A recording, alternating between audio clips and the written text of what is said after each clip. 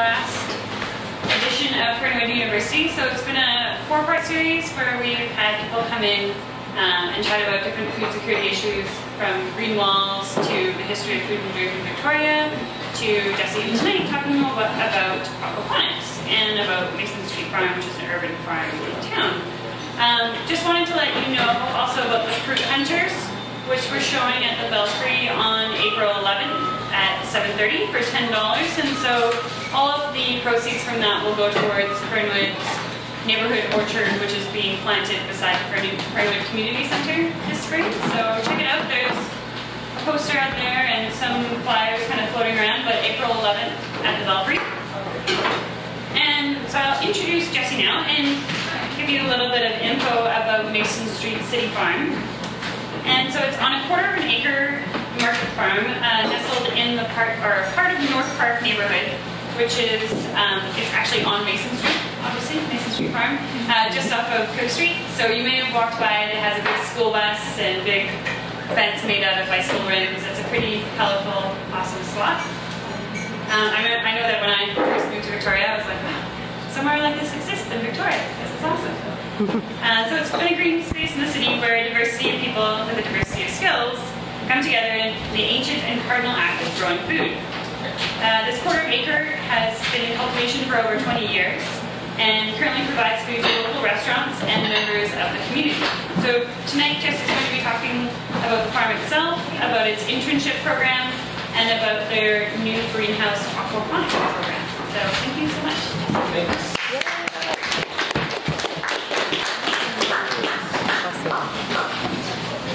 Hello. Hi. I'm Jesse, and yeah, I work at the Mason Street City Farm with Angela Moran, and I've been there for about been there for about 4 months now. Volunteered with her there for 5 years, and just came on board at a more official level recently.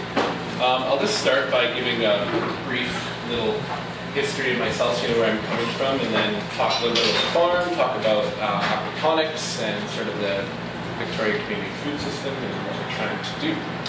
So yeah, I started out for several years in landscaping and learned a lot of different things, running this business, and learned a lot about how to manage designers and all those complexities, and yeah, I began to get a really basic sense of the complexities and beauty that's going on beneath the soil and in ecosystems.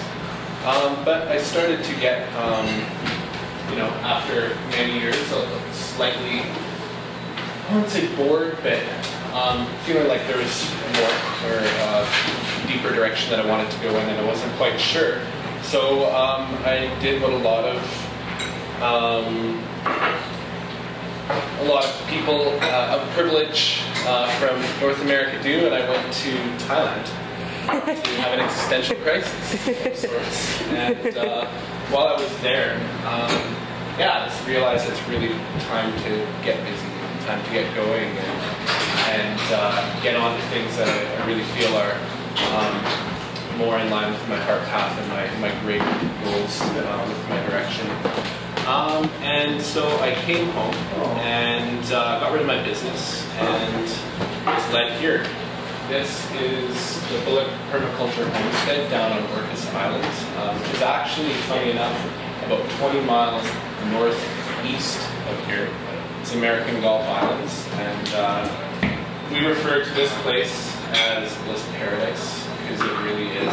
It's a 16-acre permaculture homestead that's been there for 30 years. 3 brothers and their families, all amazing, wise, freedom-loving, hunting, food-growing, propagating Americans, and yeah, learned so much at this place. They have hundreds and hundreds of varieties of fruit and foods and vegetables. They have 80 varieties of apples alone. So it was a really amazing learning experience, and I really appreciated their methods of teaching, which was very hands-off. It was like okay, oh, you want to do that? Okay, I'll support you. Here's how you do this part. Figure it out, and ask me if you have any questions when it's falling apart or when you're failing, and we'll help you sort it out. So it's very hands-on, very little book time. Learned a lot from the other interns that were there, and especially learned a lot from these permaculture bigwigs right here. This is Mr. Sam Bullock himself. We just had a great day of grafting or something exciting. So, you know, it's like that every day. Pretty typical, really. While I was down there, I got a call from Angela. This was last year, last March. I moved down there and got a call from Angela, longtime friend, and she just was like, "Hey, you want to come up and join me at the farm? You know, I've been going at this for years and have all these big ideas. I want to start a farm field school, and we've both been talking about aquaponics." I said, "Yeah, for sure. I'd be honored. I'll be there in 7 months when this course ends." So, yeah, that brought us to last November when I came back into town, and this is at the farm, and we started figuring out exactly what we were going to do and what we were wanting to do, and we came up with a plan to build Victoria's first small-scale greenhouse aquaponics system. And that was one step in Angela's greater dream to build an urban farm field school right here in Victoria. And you just missed the part about the bullets. So yeah, over the past year, we've kind of stayed in contact, and we're conniving and designing our system and looking to other examples of what inspiring people have been doing and what's been working for them. We came across this guy, Will Allen, who's in Milwaukee, and he has an organization called Growing Power that's been active for about 20 years, and he has a farm in the city that's 3 acres, a lot of greenhouses. He employs dozens of people, and a lot of them are city urban youth, and he set up his system, his farm, in a place that was called a food desert, which is, anyone know what a food desert is? No food. It's imaginable. There's no food for within 4 miles. There's no access to fresh produce or fresh food. There's the odd quickie mart, but no place to get really good food. So, and there's also a lot of crime and just a whole host of social issues. So he set up there and started providing jobs and skills to people in that community. And he also started innovating farming techniques by using aquaponics systems. So this is a basic aquaponic system that we will talk about later. So yeah, we really like what he was doing, and he believes in the good food revolution, which is increasing access, increasing knowledge to good food, and training people to be farmers so that we can grow our own food and be more food sovereign. So we decided, yeah, we'd like to do this school idea and also build an aquaponics system. We realized we were going to need some funds. So 2 weeks after I came home, we launched a crowdfunding campaign on a website called Indigo Goat. And it's just an online platform that allows just about anyone in the world with any idea to make a video or pitch their idea to a broad community of people across the whole world, starting with your close community. And so yeah, we made this event. It ran for a month long, and our goals were to raise $12,500 to pay for the materials required for our aquaponics system, and also to pay to fund the wages for our future interns that we were going to start a pilot project for 2013 here. And yeah, we ran it for a month and got exhausted and tweeted and Facebook posted our faces off. And 1 month later, we actually reached and surpassed our goal, and actually ended up getting bumped up to over 15 grand, and we were just like shocked. Can we do this? We just fundraised $15,000, and we can use it as we said we were going to use it, and we're just free to go ahead. So that was a boom.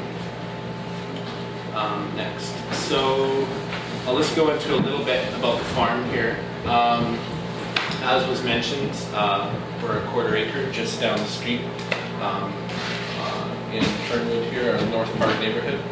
And yeah, mostly Angela has been growing the last couple of years for restaurants. And we've formed a urban growers guild this year with other urban farmers so that we can actually combine forces and take a stand in the Victoria Downtown Public Market, which yeah, we can provide really luxurious-looking boxes of food down there. And we have on the docket for next year the plan to start a CSA again. Angela ran a CSA a few years ago. It's a lot of work, and she had a baby 3 years ago, so she's kind of put that on the side. But we're wanting to do sort of a 3-tier CSA where it's what's CSA? community supported agriculture. So it's just a way for the farmer to not take all of the difficulty or challenge with growing for that season. For example, if there is terrible weather or crop failures, the individuals who purchase the box program purchase it up in advance. So if there are major failures, the farmer isn't taking all of the brunt of the risk.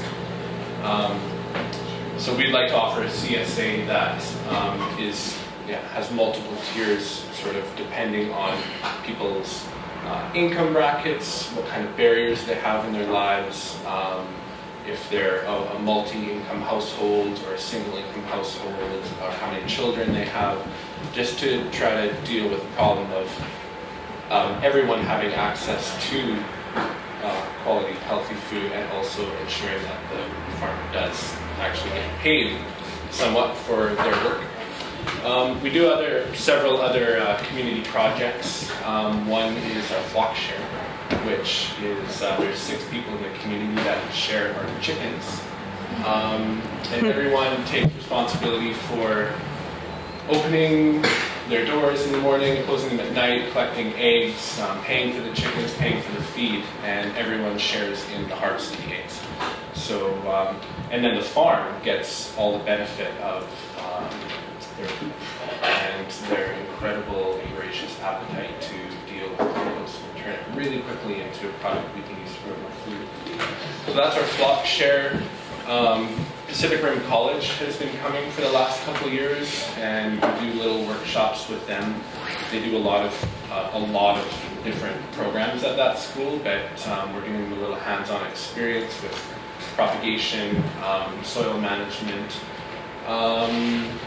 Vic High has been coming. There's a couple faculty members from Vic High that have been bringing their students for a few years, and it's just a chance for high school kids to touch soil and learn about where carrots come from and actually what goes into producing them. And right now we're piloting a project with our place that's just very simple, basic outreach, and that is to get them to bring some of their compost scraps to City Farm, and in so doing, we start forging connections with their residents and members to start feeling more comfortable to come out to the farm and potentially come work there someday. Yeah, and so all that combined is part of our efforts towards reaching our goal of creating a full urban farm field school. And this is our flock share. So this is the powerhouse of our operation right now. Really, the chickens do so much of the work and produce huge amounts of rich earth for us to grow plants and delicious eggs. So getting to aquaponics, is anyone here very familiar or heard about aquaponics before? Okay, a little bit. So there are a lot of different kinds of systems. This is similar to the style of the system that we're building right now. This is growing power. This is Will Allen's operation. And the basic premise is that you have fish growing in water tanks that are located at the bottom of your system. And the whole system requires one pump to operate. Food fish that are often used are tilapia or trout. People grow koi. There's all sorts of different fish you can produce. They produce naturally a nutrient-filled water from their eggs. And that water is then pumped up into the top bed, and that bed is filled with, it has a pond liner, and it's filled with some kind of gravel or pumice material. There's no soil, and the plants can actually just root directly into that material.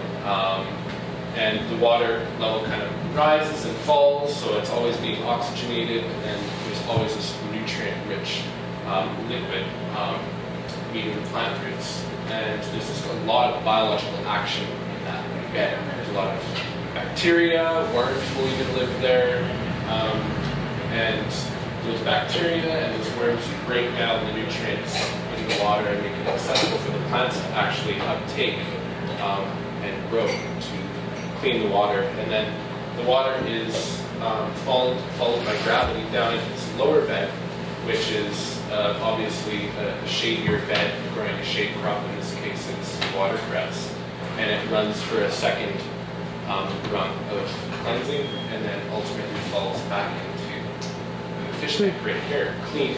And I mean, in this system, it doesn't look that clean. They use a lot of soil in their systems in these pots, so you get those are just natural tannins in the water. The water is actually returning fresh, and this is the whole oxygenation process right here, just simply falling back into the water.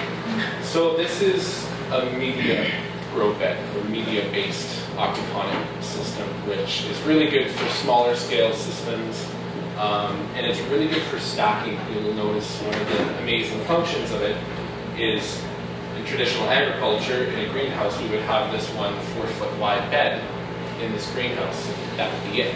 If it was 100 feet long, we have 400 square feet of grow space. But with this kind of system, we can stack all these different functions on top. We're growing a crop at the bottom, which is fish, and then 2 more on top. So we have 1,200 square feet in the same place of growing bed. So this is a system I visited actually in Hood River, Oregon. This is Casaverde Aquaponics. So yeah, over the last 8 months, I've just gone around and checked out a bunch of different systems, and this is a very similar idea. They're growing tilapia in their tanks, and they're growing lemongrass up in the top there. And another aspect of aquaponics is it allows us to experiment with different crops that we wouldn't normally be growing in our soils.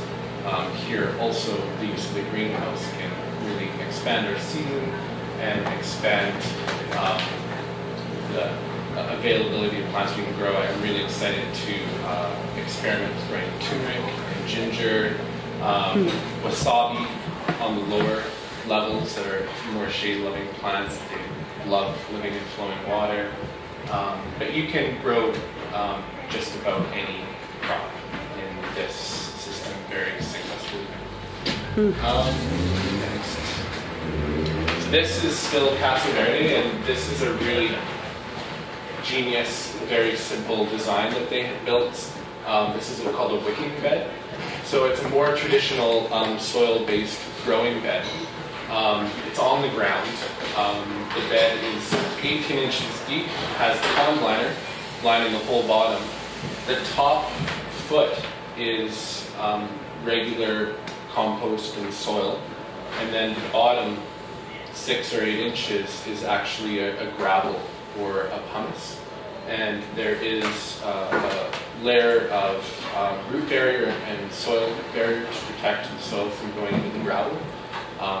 The gravel is undulated, and so the soil is undulated on top, and they just fill, there's a little spigot right here, and they just fill that with water once every week or two, and the water fills up and goes into the undulations and meets the soil in this part, and the water is just whipped up by the soil at a rate that the soil needs the water to be there. So the plants are never soaked, they're never getting too much water, they're just getting what they need, and there's never any water hitting the surface, so they save a lot of water again from there being no evaporation. And it's just one of those ways to lower the amount of maintenance and labor that is required, which is a key to keeping food costs down and upping farmers' wages at the same time. They have their system plumbed and ready to actually be running the aquaponic water through this. So it's kind of advertising too. And their plants were growing off. This was UVI, University of Vancouver Island, up in Victoria. They have an aquaculture program there, and they've been running for 30 years. And Daniel Fox is the guy who's running that show. And here we have trout. These are white trout, which apparently, I just found out, are totally naturally occurring. You just never see them in the wild because everything else sees them and they just get pegged off very quick. We're just going to take a look through a few different types of systems. These aren't places that I visited. This is one sort of package deal that someone designed and came up with. It's called aeroponics. That's sort of using materials that aren't too difficult to find. You might be rummaging around behind a warehouse and find some of these big blue barrels. They're kind of cool. To me, they definitely seem messy, and there's some problems with them, but it's kind of a cool concept. The fish live down here. The water is pumped up into this tank, which tends to grow some of their food, different types of plant material. The water fills up here, and once it gets to a certain height, it triggers a flush valve, much like a toilet, and then the whole thing is empty. And these tubs right here are just filled up. They're allowed to drain freely. So the water, you get a sudden burst of water, they fill up, and then the water just kind of drains down and out back into these barrels. One of the major problems with this system that has been discovered, UVI tried building one of these, is that the drains down here, they're just perforated drain tubes that go right through the whole system. They are inaccessible. You can't see them, you can't maintain them. So what do roots do when they grow and find a hole full of nutrient-filled water and air? They go off. Yes. So these drains just tend to get clogged after a year or two. You have to take the whole system apart, clean the drain out, and disrupt all of your biology. And it's also very small. That could work very well for some people, and would probably be a good thing to experiment on a home scale. Well, that's one system, aeroponics. This is NFT, or a nutrient film technique, and this is sort of a hybridized version that really came more from the hydroponic growth. And a lot of people who grow plants hydroponically probably are keen to move towards this type of aquaponic system because it makes sense to them. You have the fish tanks here, and then the water is just pumped into these arrays, probably at the top here. And that water just sort of trickles through these arrays of pipes, and there's a little bit of medium in these cups, and the roots just grow freely out into those pipes and just absorb the nutrients from the water moving across them. So there's a lot of air in the system, so it doesn't really need to be oxygenated extra, but the water needs to be heavily filtered. before it goes into the system, because you can't have particulates running over bare roots, because the roots will hold on to particulates, gum up, start turning black, and make the plant suffer, probably die at some point. So it's very expensive to filter that water. You need a whole separate area, but and there's a lot of plastic and red and blue. I don't like those colors together. Yeah, so this is NFT. What does it say about that? The thing is, too, a lot of these systems, they have their places in applications. It's always nice to use these different systems. If I was going to build an NFT system, I think I'd want it to look a little bit more like this. Obviously, that's very beautiful bamboo, which apparently is being used all over the world more and more as a natural and safe and mostly free material. So, but we don't really grow bamboo quite like that. Very cool. This is a very popular technique for more larger scale commercial systems. It's called deep water or raft aquaponics. And yeah, the premise here is that there's tanks located somewhere else. Could be within the greenhouse, could be in another building, outside, and then the water is very well filtered beforehand again, and then it comes into these long channels, probably about a foot deep, pond-lined and filled with water. And the plants, you can see, are growing actually in styrofoam boards, much like the styrofoam hardboard insulation that just has holes cut in it. Little baskets go in each hole. And it's a pretty efficient, clean system, and there's some really cool elements to it that I like. When you would say you're first planting this bed, you start first week of April, you seed one tray, might be 4x8, you put it in here, you wait a week, you seed your next 4x8 tray, and you just push that, float it down the water, put your next tray in, then the next week, and then the next week. You keep doing that. Say it takes 4 weeks, you have 4 trays, at the end of the 4th week, you just harvest this whole tray out and you process it, you pull the plant out, there's no soil. You just maybe trim the roots, and you can actually have a product that has the roots still attached, which is great for shipping and preserving. As you cut lettuce, the higher you cut, the bigger the cut, the sooner it will wilt. So that's definitely beneficial. It's really good for growing head lettuce. If you wanted to be a head lettuce farmer, this would probably be a really good system to use. What else do you notice about this whole space? It's huge. It's huge. It seems immensely underutilized. There's a great deal of energy has gone into erecting and creating this structure. I would just like to use more of that space. We need some colleagues are doing something like this, and we're running the hydroponic tubes up and down the runways and doing strawberries to utilize the space. Nice. See, there you go. The other cool element about this type of system is that there's so much water in it. There's probably almost twice as much water in this system, would you say, than sort of a media-based bed, because you have the water that your fish are living in, but you also have the water that is in all these beds. So you have a lot more temperature regulation. You have a much stabler system.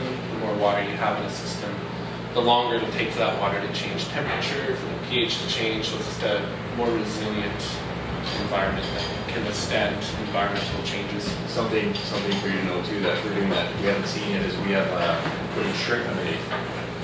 Whoa! Yeah, it helps keep the algae down. Oh, wow. Freshwater shrimp in here. Yeah, a combination of freshwater or salmon. Cool. Delicious. Are you on island in Duncan? We're going to start one here in a few months, but we're doing one in Medicine Hat right now. We're doing a bunch all over the place. So I think you know Rowan. Is it Rowan? Rowan. Yeah, he's going to be a couple. Right. Yeah. Look, big guy. This is just a more up-close picture of this system. You can see the roots they're pretty happy. One other element is that this system requires a huge amount of oxygenation in these water troughs. So it's another power suck that doesn't necessarily take a lot of energy to blow air. So fast forward a few hundred years to Starship Enterprise, right, and this is just many different forms of power, aquaponics, which are super beautiful and sort of utilizing that height of a greenhouse a little bit more. I believe some of these systems are actually called aeroponics, which is these tubes are empty of a medium, much like those NFT tubes. They just have a little support basket for the plant and probably some kind of little grow medium plug like rock wool or something to hold it in place, and then there's water either pouring down to the middle or just misted on the inside. These are great because you can just situate them right over your fish tanks. They'll shade out your fish tanks. You don't want a lot of sun necessarily growing algae or heating up the water too much. And the water can just drip out the bottom right back into the bed. There's a lot of different products being made in this department. This is called Zip Grow from Agritech. I'm not even looking at those. I think they're Bright Agrotech in Wyoming. And I really like this method. It's basically, they've taken that round tube, made it square, made a little slit running down one side, and the center piece is kind of like a foam rectangle that you can take right out and split in half, and you just put your seeds or your starts every 2 to 6 inches, and then you close it back up and zip it back into this rectangular box, and it just grows up one side. Same with the deep water technique, is you would start here, say the sun's coming from this way, plants are small, they get full light, then you move it to like 2, you move it to here, and start your new one. These plants have kind of grown out a little bit, so they're capturing more sun, they have more solar gain. As they move back, they get bigger and bigger, so they can get more light. And week 4, you just take the whole thing right off the rack, out of the greenhouse, down to the market, set it up. You don't even harvest it, and people just come and harvest their own greens like right at the market. You could plug it in and have water running, or just the moisture that's still in the system will keep the food fresh for the day. So it's another cool trick to take some of the labor out of the system, harvesting processing, and kind of novel at this point for people just to like go and cut. I mean, I would think that's pretty cool. I haven't seen it or done it, so. We definitely want to get a couple of these together. So this is sort of bringing scale into the picture. This is a system based off of the work that Will Allen was doing. This is in Milwaukee, Sweetwater Organics. And they've kind of taken it up to the next level a bit by purchasing this old, huge, decrepit, unused warehouse right smack in the middle of a city that's falling apart economically, and turning it into this really productive farm. And I haven't really been following the level of their success economically with this, but they've been in operation for over 4 years, so they seem to be doing something right. It seems like the reading I do on the economic viability of it all is, it's not necessarily one of those things that you go huge. You don't imagine yourself in front of acres and acres of greenhouses running aquaponic systems. The kind of capital expenditure required up front is really big, and the types of systems you need to operate a system that big are pretty high-tech and really expensive. So the smaller systems tend to be less expensive and can be a little bit more low tech. That's definitely the side of things that we're working with. So this, let's talk a little bit about our system. This is just a super basic drawing of our system that I put together. It's definitely evolved since this was drawn up, but basically here we have our fish tanks, and like you saw before, the water comes up, it's filtered, goes down to the second tier, and then comes back to beds. We're doing our whole system off of rainwater catchment. So we put gutters on our greenhouses and our greenhouse, and we've just been collecting rainwater. This is a 2,000 gallon storage tank that's half dug into the ground, just made out of wood and pond liner, and we're just using the legs of our grow beds as the structure for that. So the wood that we've collected is free. Cedar 2x6s were claimed from a deck demo that this guy gave me, the wood. And for our heating system, we're kind of fooling around right now with a couple different ideas.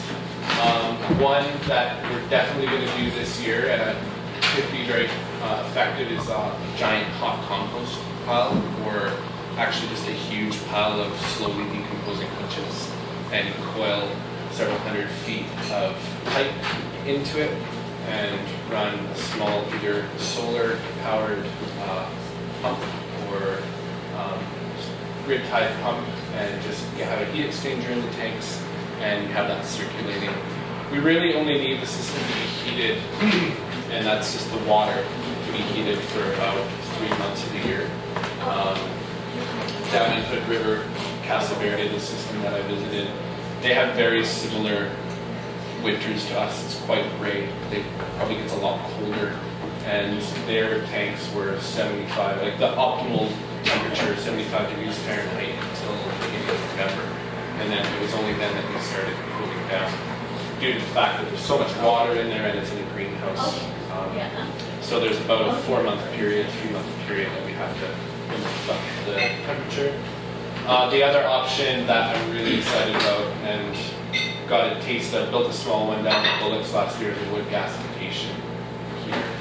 And that's basically just, all you do is have a stove that heats up wood to a certain temperature in the wood, off gases, and then you light the gas. So that the wood itself actually isn't burning.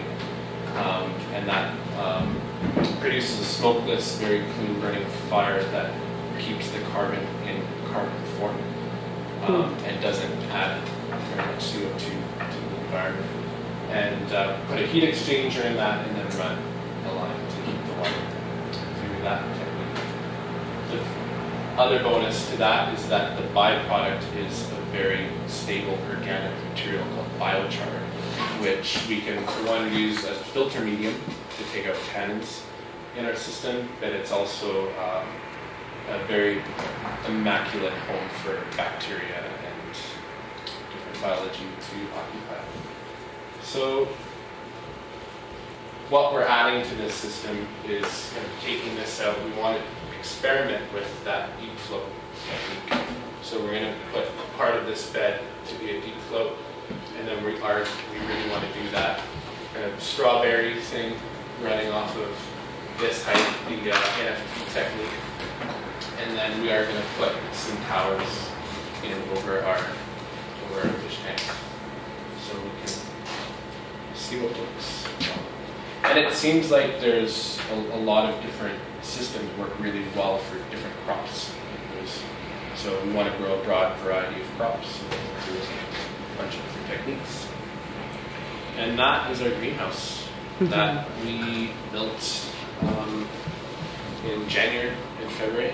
And the materials were about $2,000 for the whole thing, and it's pretty solid. And we're really Twitter-hated about it right now. It's really a beautiful sight for us to go be there every day and sit inside. And it's so warm in there. It was 90 degrees in there 2 days ago, that warm day that we had. Our starts have been starting. Oops.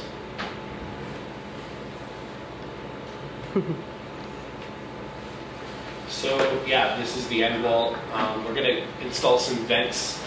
There's some pretty cool vents that are out there that are operate off of beeswax.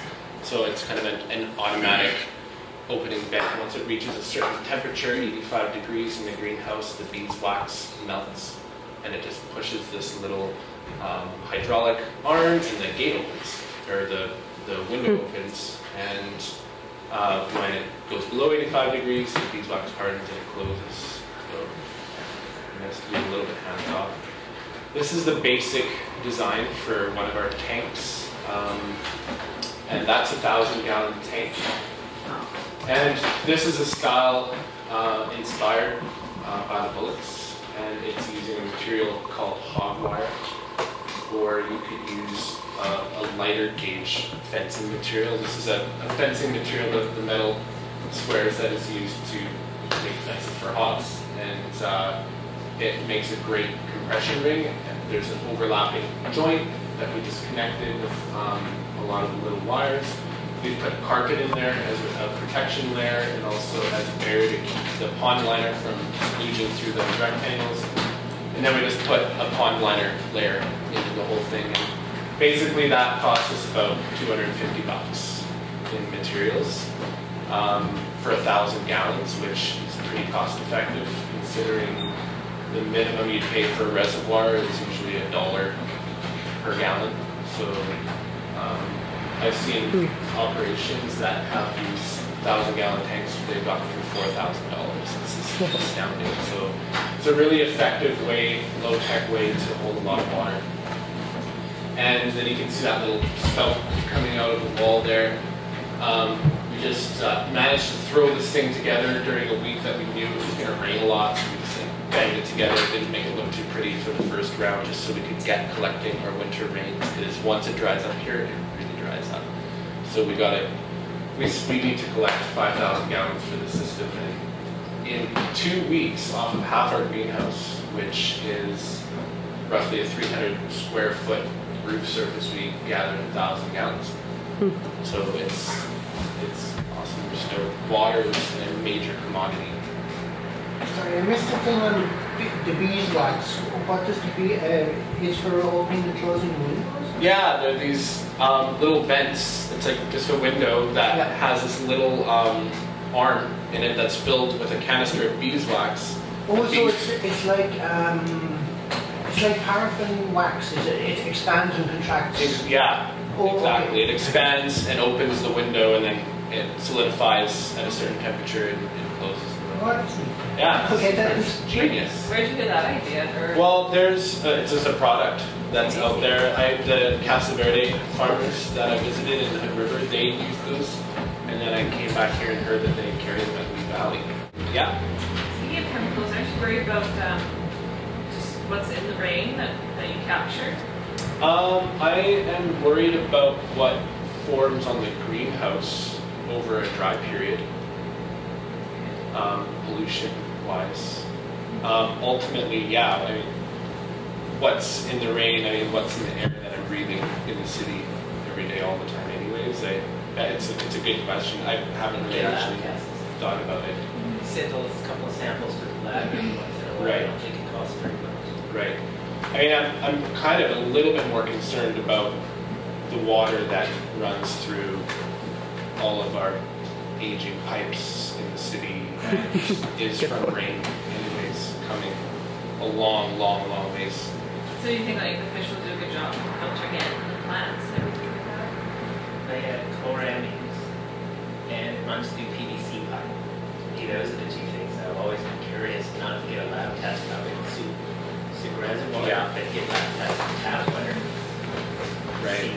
And I don't know when you can get better chloramines. You hear it, Cardinals. Yeah. Oh yeah. It's not just by evaporation though, like you know with chlorine, right?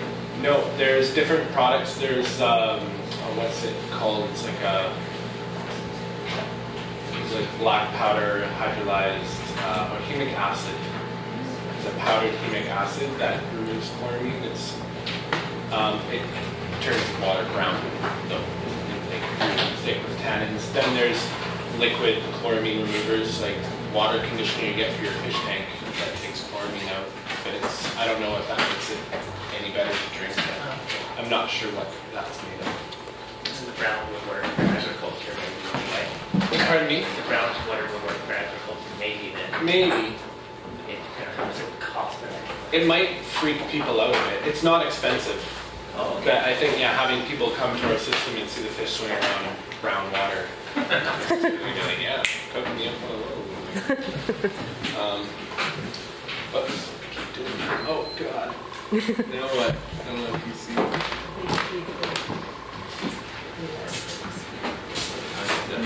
It's 8. It's 8 o'clock. Well, okay, maybe we should just jump to sort of questions and answers. No. Wait, we want to see these photos. Okay. So this is a thriving medium grow bed that is a picture that we found that is similar to the design of the tables that we're building. These are the koi that we're stocking our tanks early on. Well, this is one of the growers on the island. This is West Coast koi, and the reason why we're starting with koi is they are very resilient. They're mostly vegetarians. They work well in aquacultures. And there's no red tape or bureaucracy around acquiring and having them. They can also really take a wide range of temperatures. So we don't need to have our heating system dialed by next November in order for these guys to stay happy in our system. We can fool around and experiment, and if we manage to heat the water through the winter using compost, then great, they'll be happy, they'll keep growing really fast. If not, they'll just sort of slow down and eat less. No big deal. The tilapia, they need steady, high temperatures year-round. They're tropical. So we will start with these guys, get our system dialed, and figure out the sort of licensing of food fish, and go through. These are pictures of the tilapia. So they're a tropical fish that in Africa, they work really well in aquacultures. They can handle really lower oxygen environments, high stocking densities. They're mostly vegetarian. Again, they grow very quickly and they taste delicious. If you've ever had basa or sole, they're kind of that kind of texture, really tender. Chefs like them because they just absorb the flavors that the chefs are cooking. Yeah, and that just kind of sums up the aquaponics sort of side of things. This is just a picture to talk about our internship program a little bit. They've been helping us build the system, and it's been a great experience having these folks working alongside us. They're really stoked, and yeah, it's been a lot of fun so far. There's 8 interns, as I was saying, and there's 4 paid positions and 4 unpaid positions. And yeah, the sort of intentions behind creating this program is to sort of increase access of quality food and the ability to grow food to a larger demographic of our society that can't necessarily afford to take time to school themselves, or so many different reasons. So we want to offer a paid program that allows people to earn a wage while they're earning skills that they can use to learn how to manage and run a small urban farm business. So we carry those skills on and sort of recreate a model similar to this somewhere else in the city or abroad. And our intention as follow through is to help our interns locate the first sort of incubator space beyond the farm that they can farm on their own for their own needs, to have an experience producing their own food and marketing. And yeah, that's just let's see, food system. So this is the last topic. This is Victoria's food system, and you can see most of the elements are there. We have the producers up here, with the distributors. We have the citizens who love tasty food, and we have our waste stream. Oh, we have the sort of keeping it local, commercial elements, and then we have our waste streams wage. So we're trying to use these different technologies to make food less expensive to grow, taking the labor, some of the labor out of the process, so that farmers don't need to work as hard to produce the same amount of food. Yeah, and through the whole process, we just like to help grow more farmers and get more people growing food, so more people have food sovereignty and access to local quality food.